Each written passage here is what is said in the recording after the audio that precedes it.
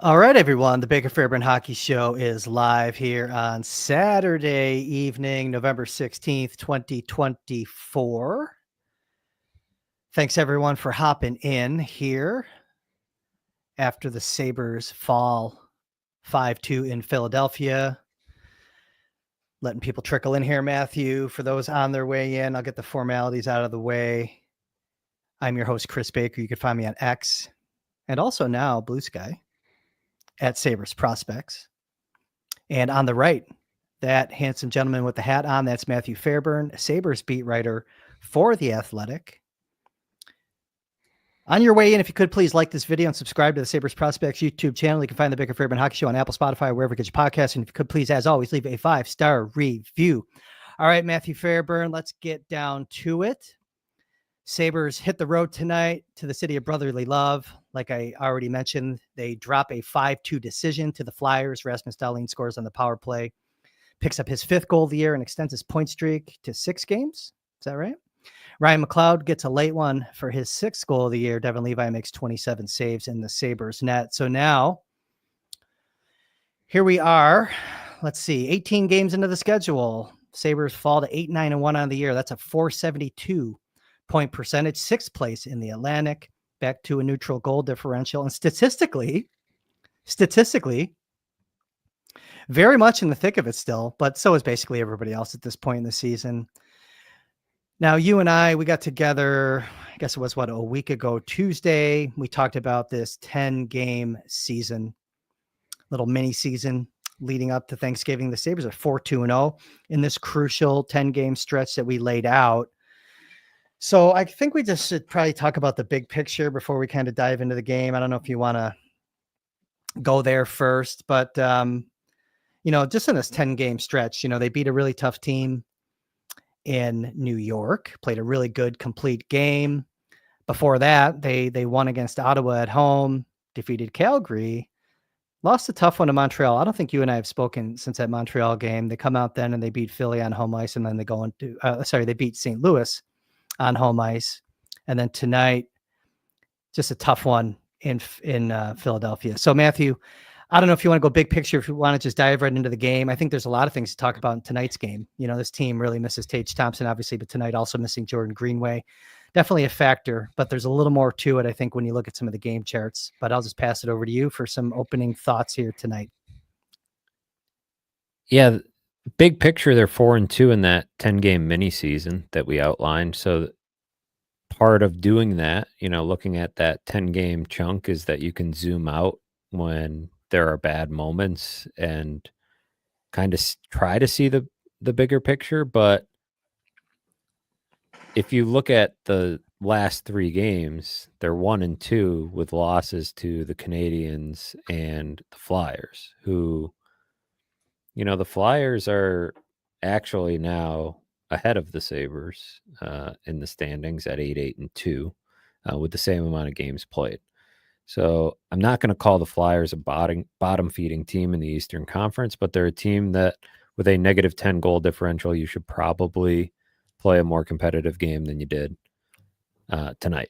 The Canadiens loss, inexcusable. That's a terrible Canadiens team that was on a 6-game losing streak, 0-5-1 heading into that game, and they handed them one. So the big picture of the last 6 games looks pretty good. The tighter picture of these last 3 doesn't look so good, because Thursday against St. Louis wasn't all that impressive either. So where does that leave them? Well, they haven't had Tage Thompson, which is part of why they haven't looked good. They haven't had Ukko-Pekka Luukkonen, which I think is another conversation to have, because the goaltending is going to continue to be a point of conversation as long as Devin Levi is not, holding up his end of the bargain here as the backup. And still, they're just sitting below 500. They're now 0-4 in games where they have a chance to get above 500. That counts opening day, of course, in Prague. And there was a game against the Panthers in there. There was that game against Montreal this week. And this game against the Flyers. So Yeah. that's going to continue to be your problem, right? Is the consistency and stringing games together and just finding ways to. That's what was encouraging about Thursday, finding a way to win when you don't really have your fastball, right? And I think Yeah. the problem with this week of games now that they've played, Montreal, St. Louis, Philly, coming out of Montreal, what Rasmus Dahlin said was they got humbled, right? Yeah. Yeah. They got humbled a little bit. Okay, fine. There's 82 games in a season. You got caught flat-footed a little bit. Your goalie's not playing well. He's injured. He gets pulled from the game. You have Tage Thompson leave. Samuelson. A lot of things happen in the game. Sure, fine. Then you don't play what most guys in that room agreed didn't play what was their best game against St. Louis, but get a win. And then you come out and you have this game on Saturday, and Rasmus Dahlin told reporters there in Philadelphia that, they didn't work hard enough early in the game. They weren't ready to go early. And I just don't know how that happened. Sounds familiar. Right. I just don't know how that happens 2 times in 1 week to 2 teams that theoretically are inferior. And the game you do win, you didn't play all that well anyway. So I think when you look at the standings, and there's a lot of this early in the season where everybody's so bunched together, and you'll look at it and say, well, they're only 2 points behind this team, or they're only a couple points out of the wild card. But I look at a team like the Islanders, who are not in much better position than the Sabres. They're 7-7-4. They've played 18 games. They have 18 points. But the 4 is what I'm focusing on here. 4 overtime losses. They're getting games to overtime. It's how they end up in the playoffs. And the Sabres played Montreal and Philadelphia and couldn't find a way to come away with a single point in those 4 games. So they get the unexpected win against the Rangers, but they get no points out of Montreal and Philadelphia. You have to go, at least 2-3 on the West Coast, maybe 3 for 3 to feel good about this 10-game season that we sketched out? Got to win 3 of the next 4, and I think that last game of that 10-game mini season is against Minnesota, and that's just going to be a tough one. I don't care if it's on home ice. My issue with the team is, are you just going to just say that this team is screwed when you don't have Tage Thompson? Now, they just won a game without him the other day. I get it, but they didn't have their fastball. I don't know if they really did. They deserve to win that game. They had to really work for it. Tonight was kind of a microcosm, I think, of the Sabres team. Not enough discipline, not enough desperation, not enough shots from the house. And I think it's as simple as that. Like, they're just, it's a lot of the talk track that we had last year. Maybe not the desperation part, but definitely the shots from the key areas of where you need to get them off from. That lack of desperation makes it very easy on the opposition. I had 2 key stats tonight that I wrote down. Philly had 25 block shots, which equaled the amount that the Sabres got on net. So the Philly skaters actually had more saves than the Philly goaltender. If you think about it, it's kind of, I think, and you could see it by watching the game. Shots from the outside, easily blocked. Lindy said that they did a better job of getting in the shot lanes. They didn't really have to work. I mean, the Sabres didn't work to get around and find different shot lanes too often. The second stat that I was looking at was there were 13 high danger chances at 5-on-5 in this game. The Sabres had just 3 of them. There were 20 high danger chances in the entire game, all situations. The Sabres had just 4 of them. That speaks to what I was just saying, and that's been a chronic issue with this team. I think that you cited the last time we were together, the lack of high danger chances. So they're not working hard enough. The desperation at the end of the game needs to happen at the beginning of the game. So if they're sitting here saying, oh, we weren't ready to play, like, that's just like, do you have to constantly fall behind to play, to find your fastball, to dig deep? That's a mental issue with the group. Well, it's the same thing as needing to lose 3 games in a row to get going, needing to dig the hole in the season in order to rip off the win streak that gets you back to 500. It used to be with the Bills, the heroic march to 8-8 was what I believe Jerry Sullivan used to call it late in the season, when they would grind out those wins to get closer to 8-8 or 7-9. That was the problem last season. And I know we had the stat at one point earlier this year about how close the records matched last season. I'd be curious where they were at this point last season. I wouldn't be surprised if they were right around this point, 8, 9-1, or I'll look while you're talking. They're 18 games through. I'll find it.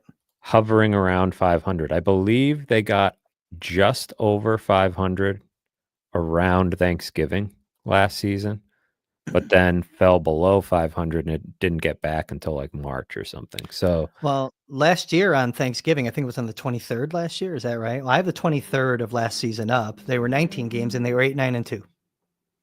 There you go. Through 19 games. So 18 games, they were 8, 9, and 1. Yeah. So they're the 472 points percentage. It's the exact same record. Exact record. What was the differential? Goal differential last year was -6. They're neutral right now. So slight improvement. They have 61 goals right now. They had 51 goals for last year. Scoring a little bit more, definitely not getting. I mean, they were having some tough luck with goaltending last year too, with injuries and some inconsistent play. But that's what it feels like to me. It feels like we're sitting here in the middle of November watching the same team we watched last season. Yeah, I'm kind of tired of this movie. Right. Like, you know what I mean?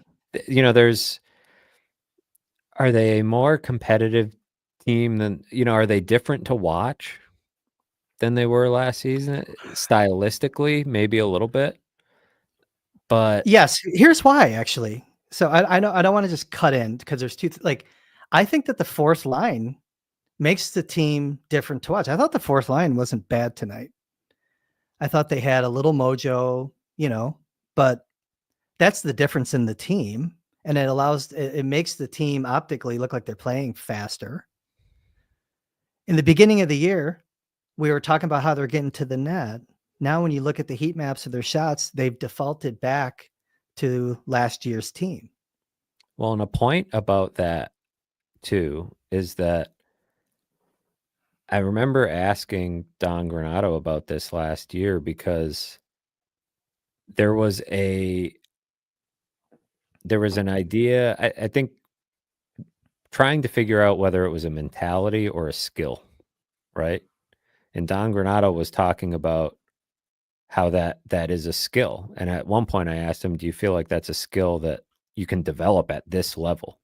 Like, if a guy doesn't have that, are you going to teach him to do it? Like, to me, it's one of those things that it's not complicated, right? Get to the net, but it's not easy to do either, right? That certain guys are good at it, certain guys are not very good at it, and some of it's mentality, some of it might just be flat out guys are having an easy time boxing you out. Maybe your route's easy to read, maybe you're not strong enough, maybe you're, either way, it's a problem with this team that persists, right? Whether it's an issue of skill, willingness, strength, awareness, right? I think there's an awareness piece of it. Like, Benson's really good at it, and he's 19, hasn't been around all that long. Mm-hmm. He didn't need to learn it. Definitely there's a willingness from Benson that is just baked into his game, but there's also a smarts aspect of it. Like, he finds the areas of the ice, and I don't know that there's enough guys that do that. There's a lot of guys that like to, shoot from the perimeter, score the nice looking goal, and don't seem to have the understanding of where so many of the goals come from. I mean, just watch a playoff game. Like, flip on a hockey game in late April, early May, and you're going to see 80% of the goals, probably. I don't know. I don't have the number up in front of me. I don't have the heat map of every playoff game.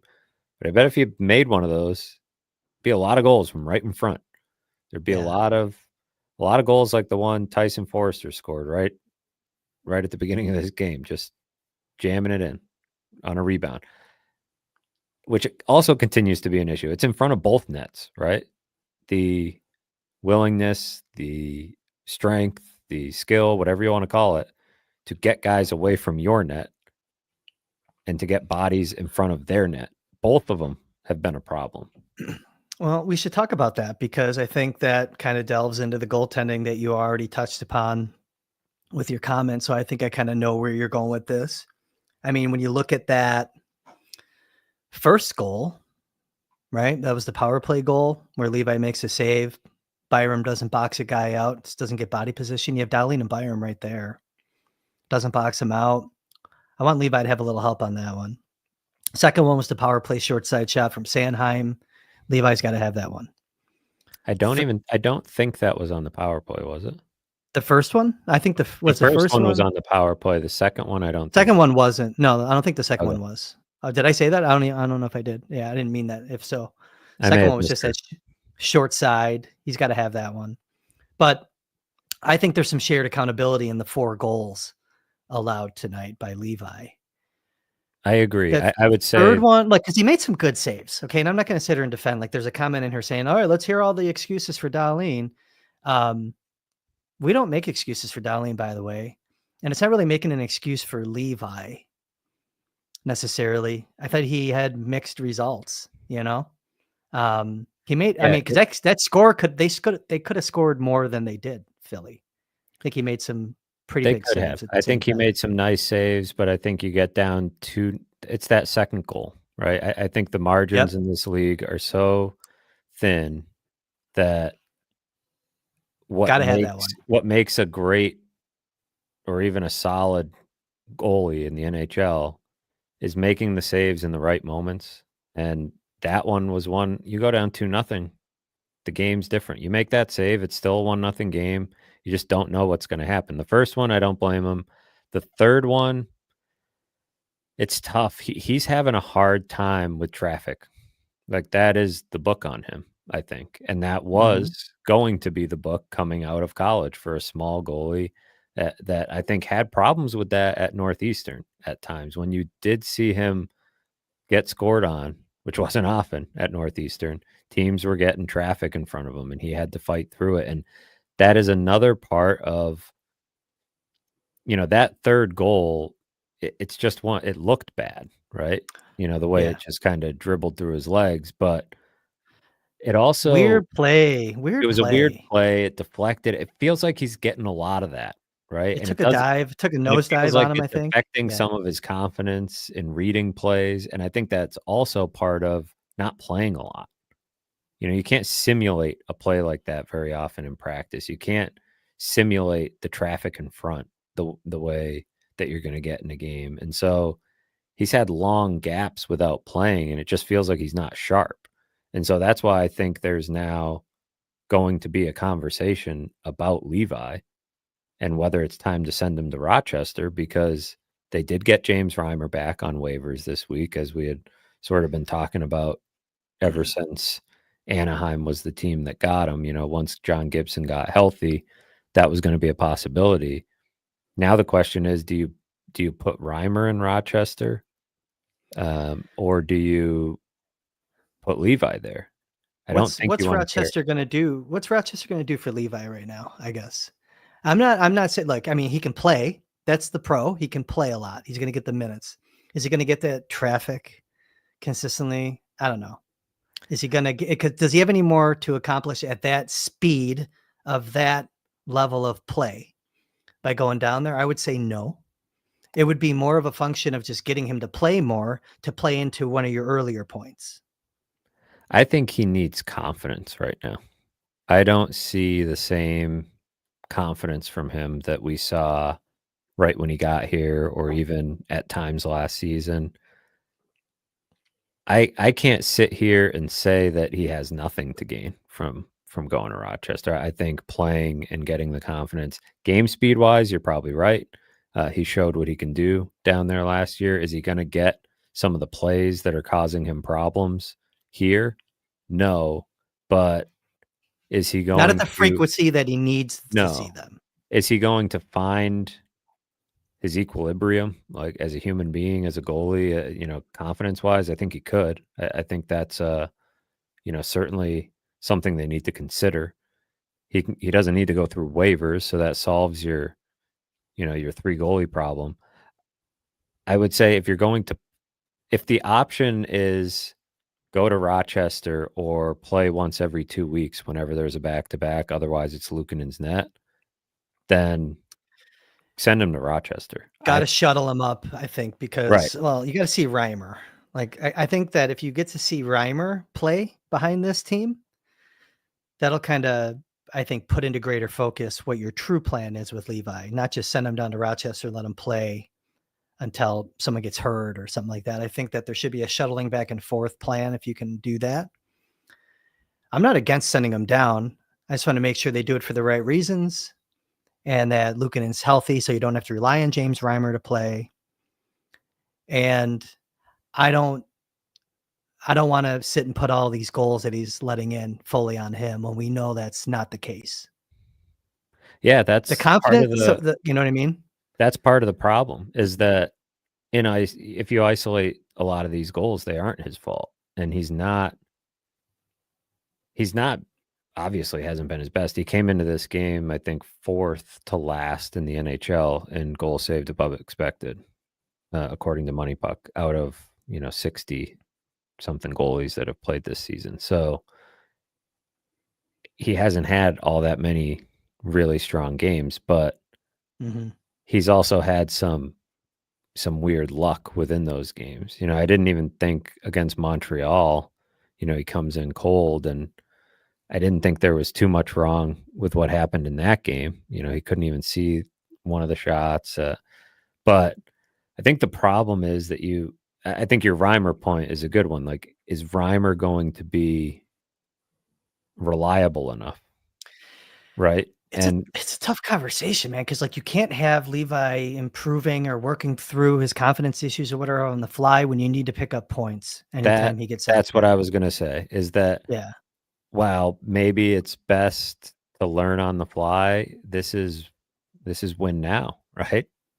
It's what it's supposed to be. And allegedly, so the plan, that's actually what I was thinking about watching Levi play, watching Jack Quinn at times out there and thinking, a lot of these guys are just learning on the fly and not quick enough, in some cases. And, again, this is not all on Levi. It's not really all on any one player. It was kind of a total team effort to lose the way they did to the Flyers tonight. But I just think the Levi situation, kind of like it was last season, like they put themselves in a bit of a bind by not having an insurance option. Now, Reimer is the insurance option. They've got him back.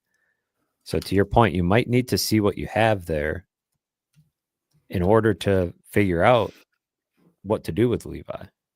Because if he needs the NHL game speed, probably, to take the next jump. But I also don't think he dominated the AHL for such an extended period of time that we can say he has nothing left to accomplish there. Here's the thing, right? Like what's happening right now with Levi, like he's kind of that tweener and they got to figure out what's best for the big picture with him, but also for the team in the immediate term, is the reason why they went out and signed James Reimer, right? So now you have him back. What's Luukkonen's status? You might have him back next game on Wednesday. Sounds like he should be back on Wednesday. Now, what's he dealing with? So this goes back to a bigger discussion about how they're handling goaltending to begin with, right? We were talking before the Montreal game. He should have played that game offline, right? About who was going to play that game and thinking this is a good spot to get Levi in. And they didn't do it. Luukkonen did not play well. And then after the game, Lindy Ruff said that he pulled him out of the game because he had a minor injury coming into the game that he suffered during practice the day before.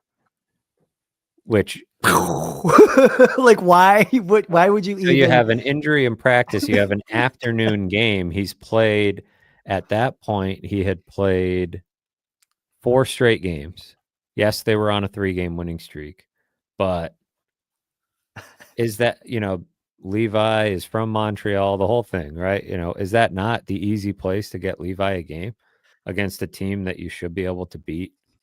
Anyways, you might win that game if Levi plays from the start. Like Luukkonen was not good in that game. And what happens if Levi wins that game against Montreal and he's feeling good again? So Confidence. the handling of the whole thing, you need two goalies to win has been Lindy's message from the beginning, but the way the playing time has been handed out, it feels like they want to ride Luukkonen, but they did not necessarily give themselves a slam dunk number 2 option here. They have a goalie who I think is playing how you would expect a second year goalie to play. He's not been lighting the world on fire, but he's had some really nice moments. And there's things he's struggling with that I think are understandable for a young goalie to struggle with. It's the challenge with Levi for me is that, if I criticize him, it feels like I'm piling on, but I don't want to take away from, what he is as a player, as a piece to the future of this team. It's just the situation that he's been put in. It's the same thing it's not the same thing as last year, because last year was historically unprecedented what they tried to have him do, and it didn't work. But they corrected that mistake on the fly and then came back and put him in a similar spot this year. So you can keep him up. I don't think it's a problem to keep him up, but I think the question they have to figure out is how often does he play? Because I don't think you can expect him, and I actually talked to Devin about this yesterday before the team left for this trip, about the skill of being able to play when you haven't played in, 2 weeks, 10 days, whatever it is. Something that I remember talking to Eric Comrie about quite a bit, because he's actually Yeah. pretty good at it. It's part of what makes him a decent backup, is that he's gotten pretty good at the long layoff thing. And Devin actually said, he's like, I didn't realize how important a skill it was until I went through this. Like, he had never really felt what it's like to not play in games for this long when he's healthy. It's not even totally fair to expect a kid that young to know. It's to your point, shuttling him back and forth might be better, because at least he's playing and he's staying sharp, he's staying in rhythm, he's confident. When he's confident, we've seen how much of a difference that makes in his game. He really, feeds off that energy wise. And I just don't see it from him right now. Body language, everything just looks a little bit off. Yeah, these guys got to figure it out. Now, I think the one thing though with Levi is that he'll likely get a game within a week here, right? Because the Sabres go out west. They play Wednesday, Friday, and Saturday. So they have a back-to-back. Maybe that Friday game, we'll see how Luukkonen looks if he even does play on Wednesday, right? Because that's LA first. I think that's how they're doing it. And then Anaheim, San Jose. So, maybe you can get, you probably want to, Lindy likely just seeing how he's been doing this. I mean, do you give Luukkonen those Wednesday, Friday games and then Levi the Saturday game? Either way, I think he's going to get another start here within a week, assuming that they don't make a roster move to kind of ease the 3-goalie deal right now with Reimer back. And I'm assuming that they don't do anything until they get back you from could give California. Reimer the Anaheim game as a revenge game.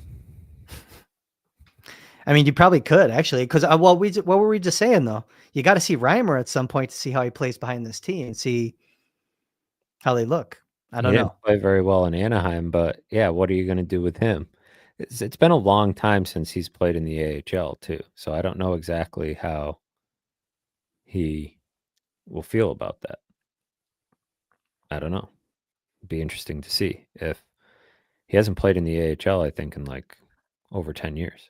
Well, he's getting paid $1 million either way, and if he It's, wants to control roster decisions, he should become a general manager.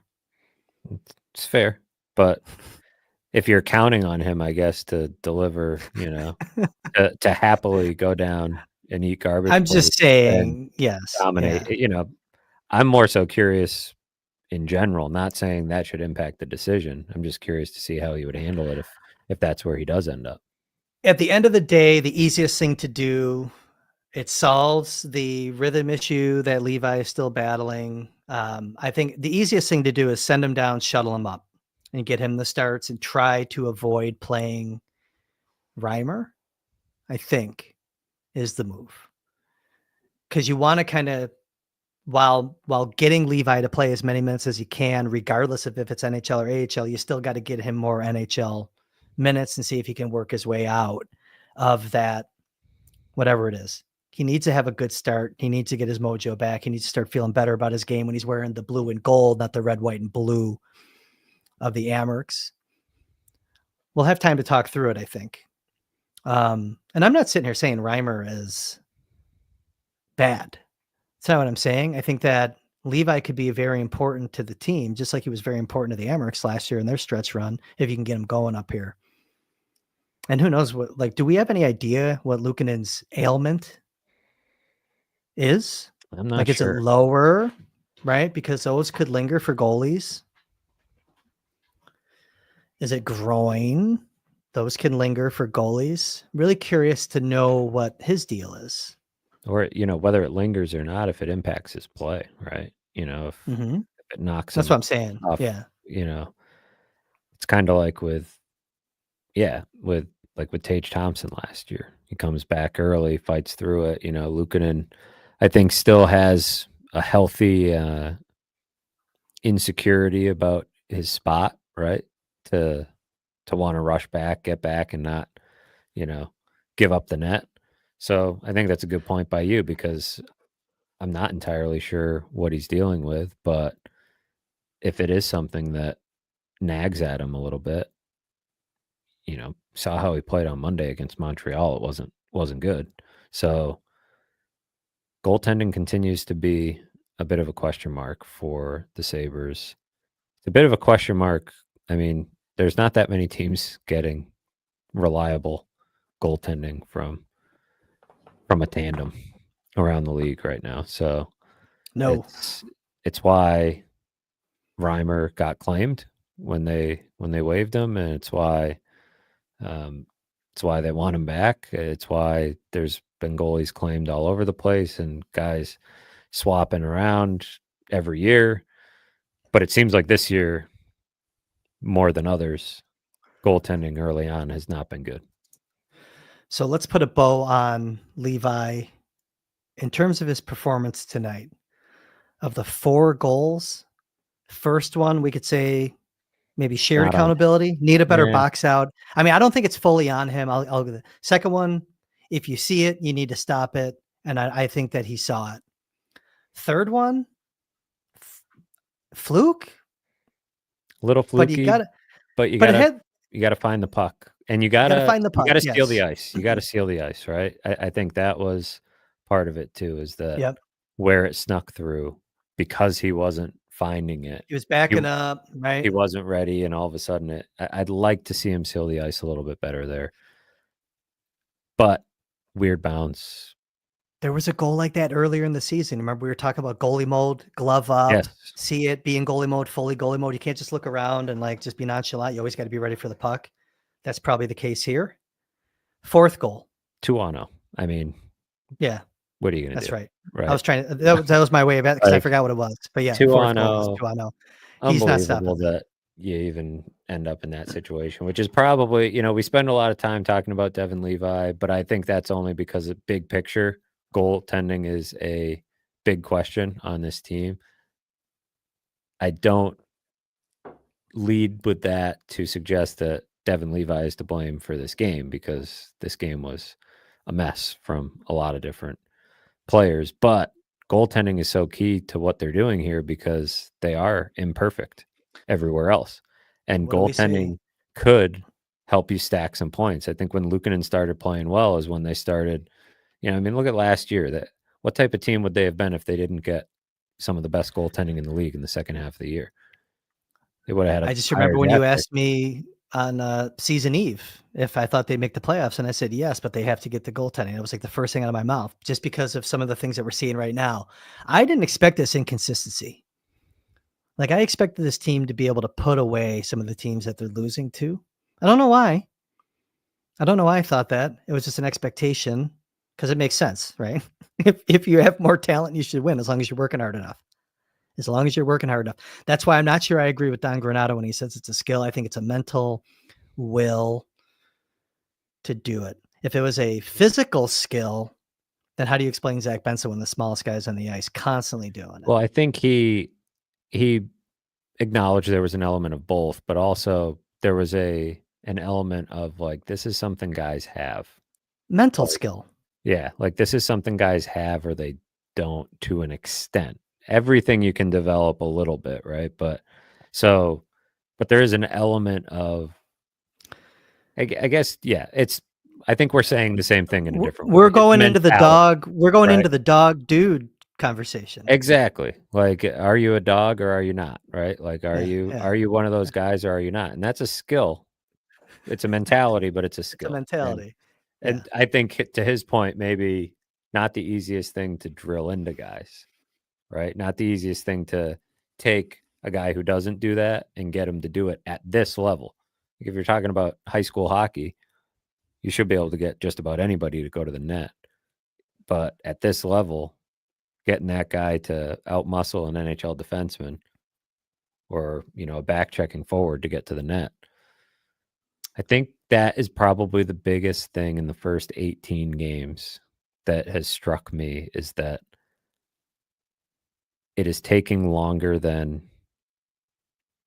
maybe the players expected, maybe than Lindy expected for them to get what he's preaching and consistently apply it.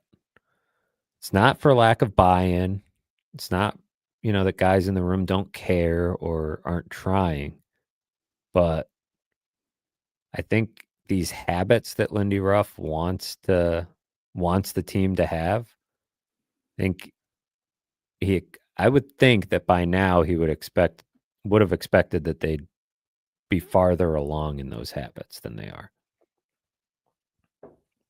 I mean, look at the defense. Like look at expectation.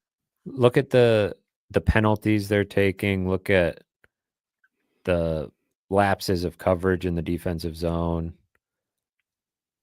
I would expect Henry Okiharu is probably going to go back in on Wednesday, would be my guess. Okay. So nice segue because that's what I just had teed up to ask you. Yeah. Like after this game, Lindy mentioned, it's kind of his only recourse is ice time, and he was clearly steamed about the penalties early in the game. Connor Clifton took the first penalty in the game. And you have a right shot defenseman who has not played in 2 weeks in Henry Okiharu.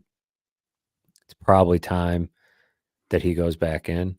Dennis Gilbert was on the wrong side of the expected goal share by a heavy amount in this game when he was on the ice at 5-on-5. So you can make a case for taking either one of those guys out. You could probably make a case for taking Bryson out at this point. I think he's cooled off a little bit since he first went in. But it's tricky because Rasmus Dahlin took 2 of the penalties in this game, one of which negated Buffalo's power play. He was on the ice for, let me pull up the number. Who are you bringing up here? Dahlin. The Flyers had a 6-2 advantage in high danger chances when Dahlin was on the ice at 5-on-5. So, he had a goal and an assist, which was great, but they were already down 4-0. So ice time wise, you're not going to take Dahlin's ice time away too much, right? He's one of your best players. So that's where accountability gets a little tricky, doesn't it, Chris? Shouldn't be as tricky as it often gets. It gets a little tricky on this team. You don't like the team taking penalties, but the captain's the one doing it most often. Well, Andy's also one of your best players tonight. He's the most talented player you have on your team. So what are you doing there, right? He's the guy that can flip the game for you when he's playing well. You're not going to really get Jokiharju his minutes. Got to get him back in the lineup, though. For me, it's probably Gilbert right now. Although I got to think about that a little bit more, because not having Samuelson around kind of changes the dynamic and the value that Gilbert brings to your lineup. Not that Samuelson was this big physical guy, because he knows he needs to be more physical than he's been, but you got to have that element in there still. The problem I'm having with Gilbert right now is that he's got a little of that Mike Weber in him, where sometimes he goes for the hit, takes himself out of the play. Listen, I love physicality. I get it. But you got to stay in the play. Can't go chasing the hit. And then, or sometimes you got to leave it behind, get back on D. I don't love that about him, but he did some good things tonight also. But Yoki Haru, it's been 2 weeks. His last game was against Detroit on November 2nd. So you got to get him in. Have you picked up anything from Yoki Haru being around the rink? Is there any, you mentioned body language with a guy like Devin Levi, because the reason I ask, Yoki Haru, you had mentioned that he kind of appreciated the honesty of Lindy Ruff.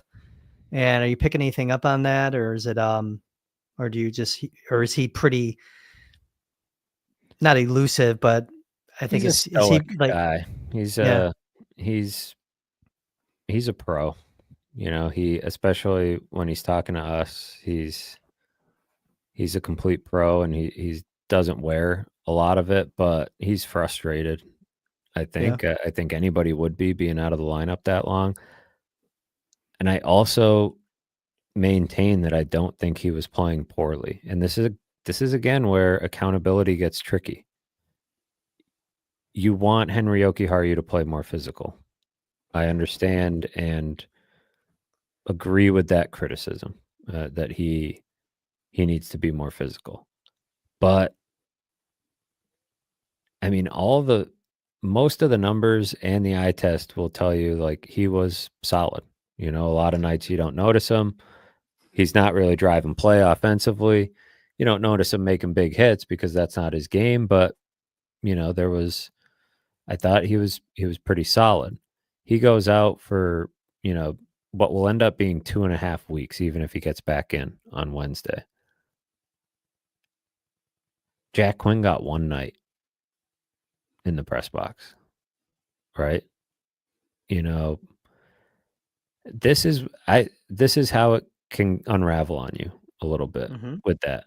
Like I mentioned with Darlene, or I think Quinn, and I mean even Cousins early in the season. Some of the games he had. How long did it take before Samuelson came out of the lineup, right? And then he gets to go right back in. So, I mean, even Gilbert, to an extent, that game he had in Calgary, with the 3 penalties, and to your point, I think running around a little bit and getting himself in trouble, both with penalties and giving up chances. So it gets a There's little a weird. balance between doing that to get in the game, to bring out the best in your game, but you got to kind of balance it, right? You got to manage it a little bit better in spots. That's the issue sometimes with Gilbert. It's the spot in the game too, sometimes, that he chooses to do it. Yeah, and I like Gilbert. I think he's a great change of pace 7th defenseman to have, and don't even mind him being in the lineup more nights than not. But I just think there's a balancing act with the ice time thing, and I think Jokiharju is a weird one to play that game with too, because he's on a 1-year contract. He's an unrestricted free agent. Like, he's a right shot defenseman who's pretty solid and still fairly young. Like, that's a guy that has value if he's not in your plans, he has value in a trade, first of all. But number 2, if he has value in a trade, and we're talking about how poor this team has been defensively, shouldn't there be a way to make him part of your plans in some way, which they've made seemingly not that much of an effort to do? He was the first guy that ended up being a healthy scratch. Like when it was time for accountability last year, Henry Jokiharju was the healthy scratch. When it's time for accountability this year, Henry Jokiharju is the healthy scratch. He's on a 1-year deal. He's, 6 months away from UFA or whatever it is, 8 months away. Yeah. Like, I agree with you though. He wasn't killing you. Like, he wasn't really killing you. he's not. And you could argue, is the problem with him that he's often overplaced? Probably, right? lineup? Yeah, he goes from being good enough to be on your top pair for X number of games to, well, mind you, his numbers advanced and otherwise solid, right? He is, and Dahlin wasn't even 100% in those games. And so he's good enough to play on the top pair. And now he's not even good enough to be on, in your lineup for over 2 weeks. Now they've got the whole teams winning, don't change the lineup thing going, right? For a little while when they were on that little winning streak and Gilbert was in there when they were winning. But I don't know, maybe there's a blend of Gilbert and Jokiharju that could work well. And you give Clifton some nights off. I don't know, because Clifton was the one that didn't clear the net for that third Levi goal. The front of the net. So Levi couldn't see the shot, but go ahead. No, I was going to say, I'm just thinking of something here. So, okay. What if the decision on Jokiharju isn't all Lindy? What if it's Kevin Adams? Because Yoki wasn't one of Kevin Adams' guys. And he uses it as a lever. Like last year, same thing, right? Like you mentioned, Jokiharju is the first guy to sit down. I wonder how much Kevin has a say in that lineup move. And maybe the next time you put Jokiharju back in the lineup, if Bryson's the guy that come out, because Bryson wasn't a Kevin Adams guy either. I believe that was a Botterill draft pick. Something to watch, I guess. I was just thinking about that. Like, it is kind of peculiar with the way that you've laid everything out, which I agree with. And yeah, there's got to be some things there. I wonder, I want to leave it at that. Something to chew on, I guess. Something to think about. I'm thinking out loud, which is dangerous. Well, and like I said, that's a guy that should have some value. We've heard a few reports that Kevin Adams is very active on the trade market, calling around, checking in on things as he does, as most general managers do. It's part of their job. They talk to one another. They see what's out there. If you're trying to move some pieces around, I'd say you have sort of a surplus on defense. Kind of. I mean, my whole thing with Jokiharju over the summer, I think, listeners will remember, is that, that was a spot you could have spent some of the money to upgrade, right? He was an RFA, and, I think that was a spot that you could have tried to upgrade, which maybe they did and failed, and that's why they brought him back. But now if you're looking to make a trade, plenty of teams want right-handed defensemen. And the idea that I don't want to hear that trades are difficult to make, or that you don't see trades this time of year, because we've already seen like 3 or 4 trades at this point,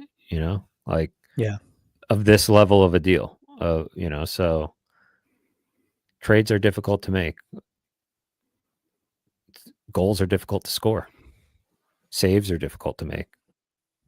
Guys do it, that it's kind of the job. So I know there's no movement clauses. There's all this stuff, but I think there are deals out there to be made if you want to make them, and it requires difficult decisions about players on your roster, and including, I don't know that hardly anybody's off the table on this team, but I don't know if they feel internally like they've gotten to that point where they're ready to.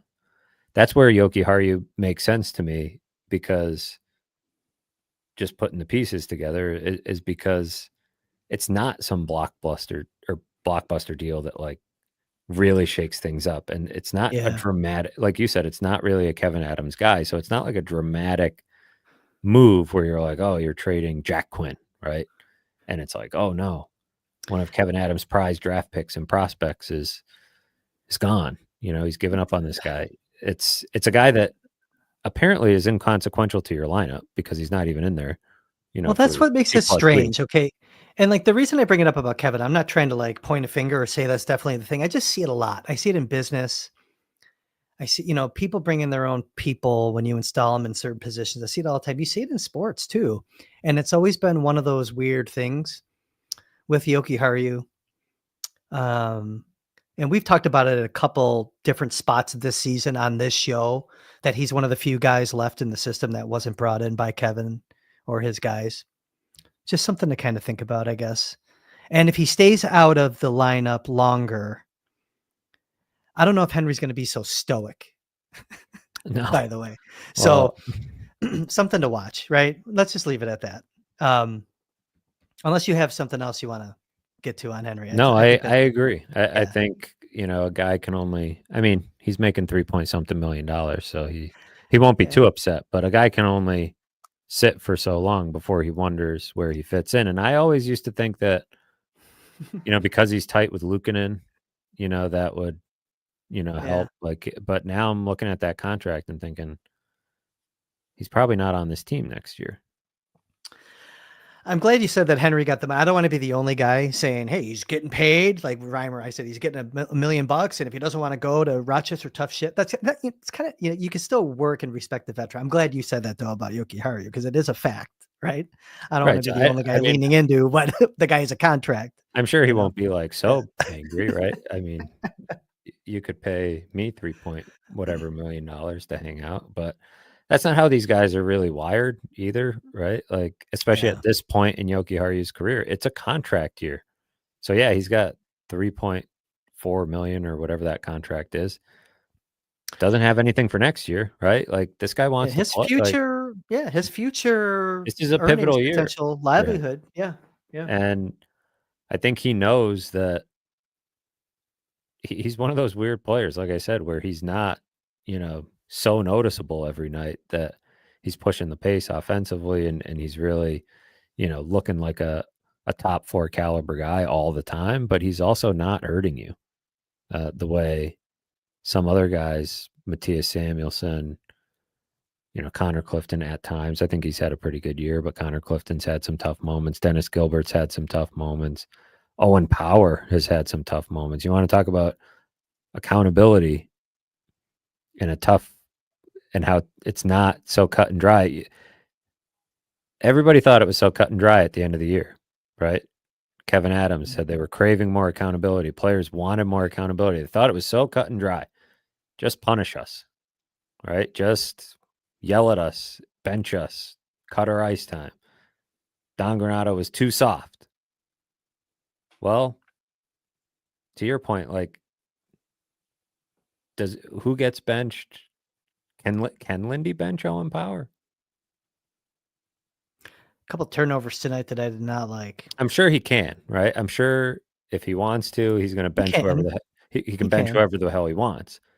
But benching your $8 million guy. Well, yeah, would Kevin? I'm telling you, there's conversations. There's a dynamic, right? There's optics, 100%. everything, and there's a dynamic, but also just the hole it creates in your lineup, right? Who are you putting in if you bench Owen Power?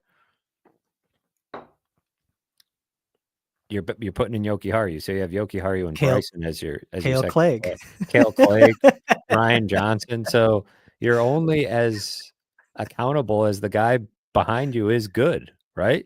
That's what it comes down to. And I think, Owen Power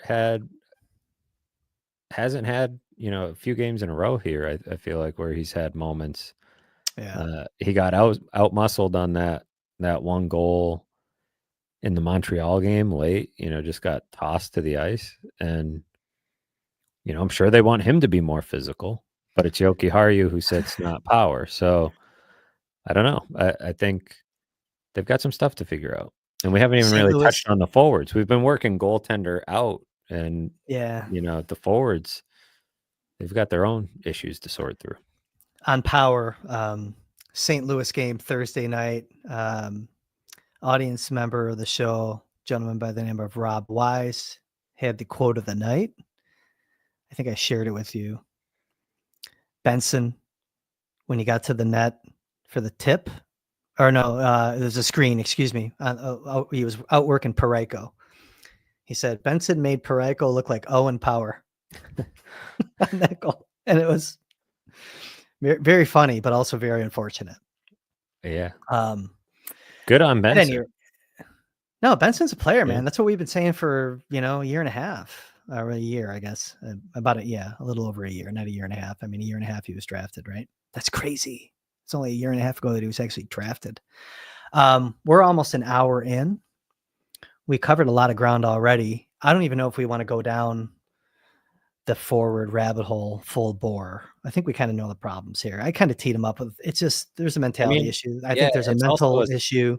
it's a simple It's the entire lack group. of Tage Thompson issue. Lack of right? Tage Thompson. That was like one of the first things I said, probably 3 minutes in. That's kind of, but that's also very sad. Shouldn't be that way. These are professional athletes. They're all very good, talented hockey players. I get that Tage is a great hockey player, but you have a lot of guys there that should be able to pick it up, make themselves better, come together. Coach has to get that team ready for the collective goal. And I don't know. I'm very frustrated watching the group, still very frustrated watching Jack Quinn. Cousins, I think, has been much better, but it's not enough to make up for Thompson. Kulik. That's kind of a team building thing, though, to me, right? Like, it's not even, it's part of it is, yeah, guys got to step up. They can't be, Tage Thompson's gone. What do we do? But part of it is what we discussed going back to, it feels like this time last year, about needing, the other scoring options, right? The depth of offense throughout your forward group. And if losing Tage Thompson causes you to look the way they've looked the last 2.5 games, that's a problem. Everybody's going to look worse without their star players. But not every team looks like this when one guy goes down. Now, they were without Jordan Greenway tonight as well, and he's a very important player to them. But again, for one night against a team that has a negative goal differential, you don't need to get your doors blown off either, right? There's a balance there. And I think Dylan Cousins, Ryan McLeod is a 1-2 punch at center. I don't think, who are you circling on the board? Who do you think Torts circled on the board before the game tonight? Anybody? No. Darlene. Byram, probably. We're the two. Yep. And if you could take those guys out of the game, you were probably okay. And that proved pretty much to be how it went. Yeah, the thing with Greenway is really messes up, using the word balance, messes up the balance of your lines in terms of, Greenway is such a very important defensive element on that line. So Kulik was the right recall. Plugging him in like on that line didn't make most sense necessarily, but you had no choice because you didn't have other options to make the Zucker Krebs pairing kind of like give him that defensive slant, because you're disrupting something else that might work. Goes to show you, this is what we've talked about, though. The lack of depth in certain key roles really hurt him, and I think that the Thompson and Greenway, it doesn't get any worse than that, actually. Those are the two injuries that you could probably get that really screw you over. Your number one forward scoring option and the guy that kind of brings that defensive part to your middle six. So anyways. And your goalie. Right. Well, yeah, of course. I think Luukkonen and Thompson. And your goalie, yeah. I'm thinking skaters. You're right. Yep. Weirdly might be their two most important players. It might seem weird to call Luukkonen the second most important player. Certainly they wouldn't like to be without Darlene, but it feels like you could live without Darlene because of Byram and Power. You could get by, right? Without Darlene, you wouldn't be ideal, but Luukkonen, when he is playing well, is one of the biggest difference makers on this team. He covers up a lot of flaws. And when he's not playing well, when he's not healthy, when he's not 100%, whatever, any of those things, I don't have much confidence that this is a playoff team. Luukkonen needs to be, the rest of the way, Luukkonen needs to be very close to what he was last year. I think for them to have, they're not out of it.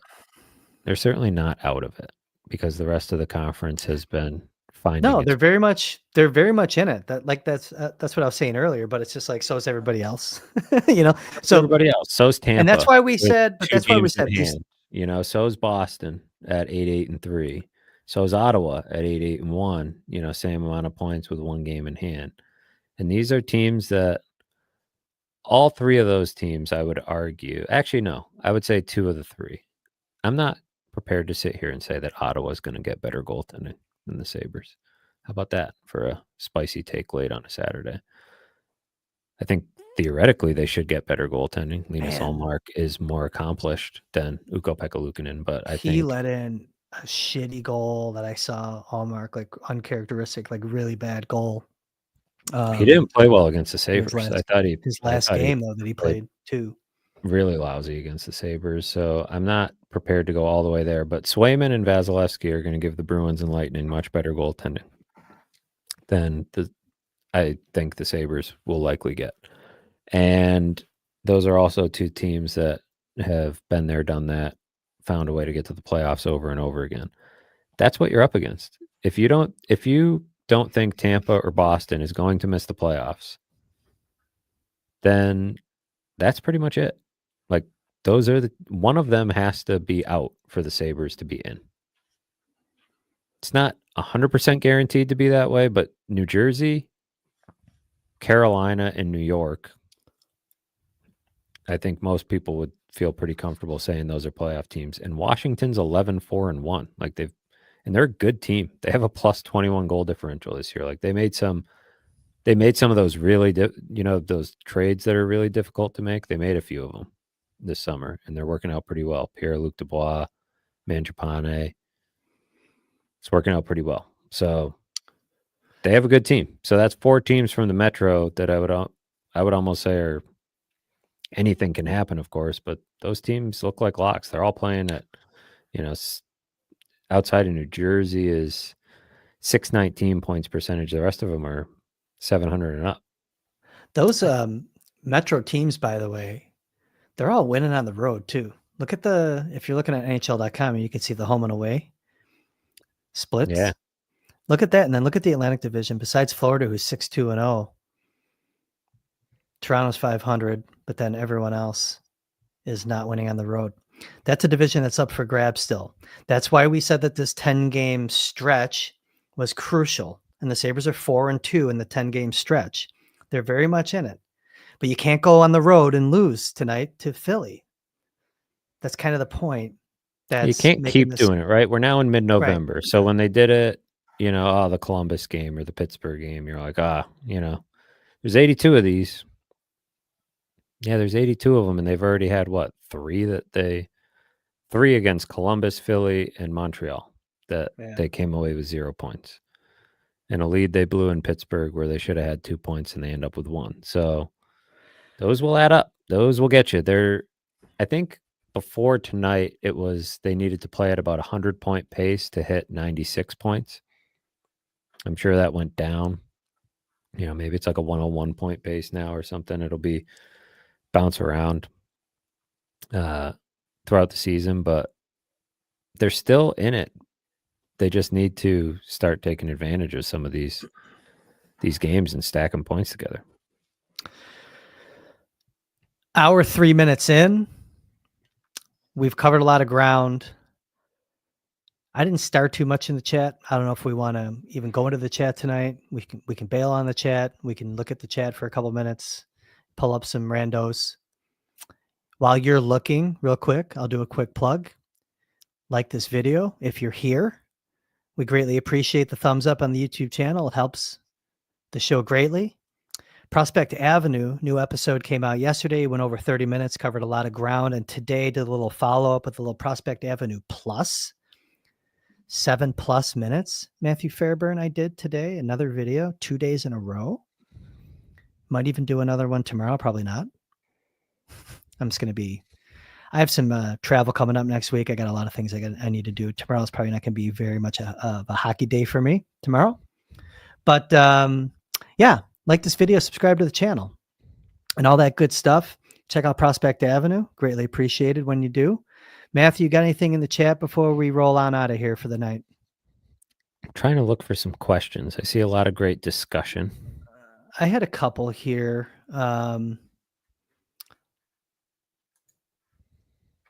Splendid on the dogs. when we were talking about the dogs, who the dogs says Tage and Benson are our only dogs. 2 years ago, Darlene was a whole ass Great Dane, but he doesn't have that same confidence now. I don't even know if it's a confidence issue or not, but I get where Splendid's going. Are Tage and Benson the only dogs? That's interesting. Greenway's been one this year. I was thinking, though, he was the one that I was pondering when I was like staring into space there for a minute. And the reason I didn't automatically default to him being a dog was some of the questions that I had about him last year. I don't know if he was always a dog last year. He's been a dog this year. I'm with Absolutely. you. Yeah, he has been. Who else has been? I mean, the fourth liners in spurts, I guess, you know. So I was thinking about this earlier today. I don't know why I was thinking about it because it's November, but I was like, the draft, I'm willing to give up talent. I think of so many times in the draft, the Sabres have gone for talent even late. I'm going, and I may have said this even last year, I'm going straight effort, straight will over skill, speed, dogs. like that's all I want to put into this pipeline right now. That's all I want to put in there.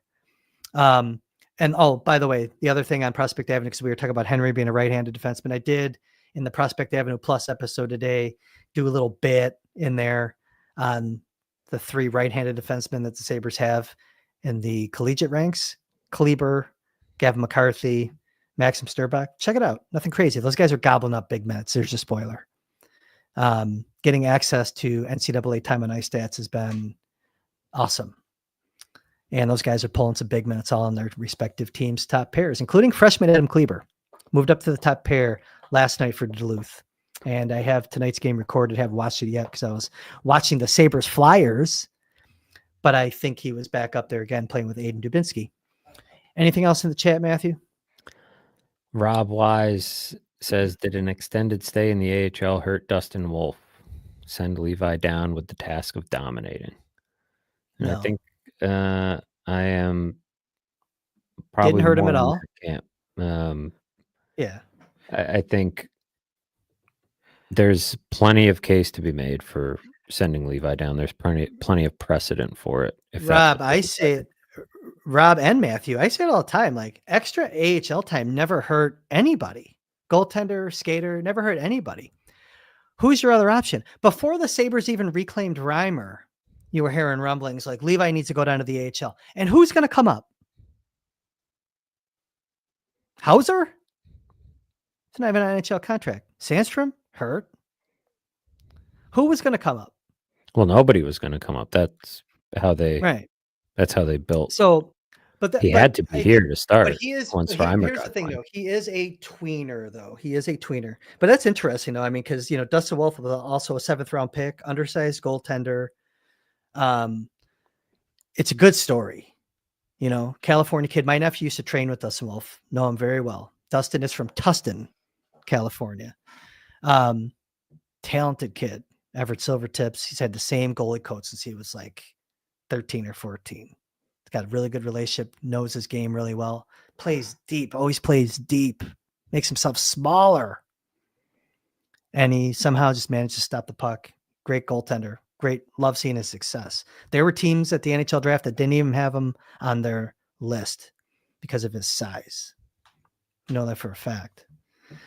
But no, it did not hurt Dustin Wolf at all. He also played, he played almost every friggin' game for Everett when he was there, and they play a 72 game schedule, 72 or 68 in the WHL, 72. But no, not at all. I get it, man. I get it. At the end of the day, I'm for getting, if it makes sense for the roster standpoint, getting him in rhythm, Levi, and sending him down. But you got to get him back up and shuttle him up and get him those NHL pucks too. I think it's really going to help him. Because I think you accomplished a lot of that last year by sending him down, Levi. I think so. I think you accomplished some of it, but it hasn't translated early this season. And I think there's been a little indecision in terms of, it looked like they were going every other game on those guys, and they went away from it quick after one bad Levi game and just started going Luukkonen. So any other chats? Because I'm out of beer. There was a lot of good discussion in there, but I'm not seeing the other question Rob Wise had, which is worth addressing, is whether we know for sure that the Sabres were the only team that claimed Reimer, and we don't know that for sure. So that would prevent them from sending him to the AHL without having to put him through waivers again, which would be tricky. Levi, I don't know. obviously not subject to waivers. I don't know who else would have claimed him. But either way, no, it's a good question. Cummings had a question. Cummings, we got yelled at in the last comment section for putting too many of your chats up. So I'm hoping to trigger that, gentleman, by putting one of your chats up right now. To make worse comments, and we wouldn't put so many of them up. It's true. So it was like, it's like you'd get more engagement if you put up more comments other than Brian Cummings and Soupy Campbell. It's like, all right, relax. Soupy's Brian Cummings up here tonight. I don't know if Soupy's in the chat tonight. No, he probably passed out. He was probably drinking tonight. Brian Cummings says, remember those 4 points, Montreal and tonight, if they come up one regulation win short of the playoffs come April. No, listen, man, totally agree. Totally agree. No, I think listen, Beck Malenstein told you, Matthew, that the points in October and November matter just as much as the points in March, April. It's so true. That's why I felt comfortable putting a really good emphasis on this 10-game stretch. Not to keep going back to this 10-game stretch that we keep talking about, but it's a very winnable stretch, man. You're seeing it, and that's why it's so damn disappointing, some of these results. Matthew, I'm good, man. We're buck 11 in, closing in at midnight. We always, hey, and by the way, if you want to keep scrolling while I'm taking us out of here, feel free to interject and throw another chat up, but I'm good taking us out. We always appreciate everyone coming in here on zero notice in the Baker Fairburn Hockey Show. Things will change schedule wise, probably after Thanksgiving. I think we have an idea, a sketch of a plan that we are going to hold each other to, Matthew. That's going to make this a little more regular when you can expect it. A little bit of a mix of different schedule of these shows coming out, as well as some post-game chats. We'll get into that a little bit down the road. But it's been a tricky season thus far. That's what makes it interesting. Winning games like against the Rangers that maybe you don't think you're going to win, and then losing games when you are a plus. I forget what they were. I gave you the number against Montreal. They were -1. They were minus 200. I think minus 230. I think minus 230. Minus 230. Like, oh my god! But at any rate, it's a roller coaster of a season. A lot of runway left to go, though. Okay, 4-2 in this 10-game stretch. We'll see what they do here on this West Coast trip. Maybe, hey, they didn't bond very well, or at least if they did, it didn't really pay dividends when they went to Europe as a group. Maybe they just need to get out in that California sunshine for a little bit and just get some California vibes going and see if it translates to success on the ice. Matthew, they have to win 3 of the next 4. That's my take. I will see you later next week. Don't expect to hear from me at all Monday through Wednesday. Kris is going to be in Vegas. So I am going to be in Vegas, but keep your eyes out for me if you're out there. Yeah. No, not personal. Definitely no gambling. Definitely no skin. I am on business. It is all business. I'm going to be in bed very early every night, but that's it. Okay. We're good. That's Matthew Fairburn. You can find his work at theathletic.com/Sabres. You can find Matthew Fairburn on X and other social media platforms. Just look for his name at Matthew Fairburn. I'm Kris Baker. You can find me all over social media at Sabres Prospects. Always a pleasure doing this show. We will be more involved with the chat next time we go live. And until then, we'll see you.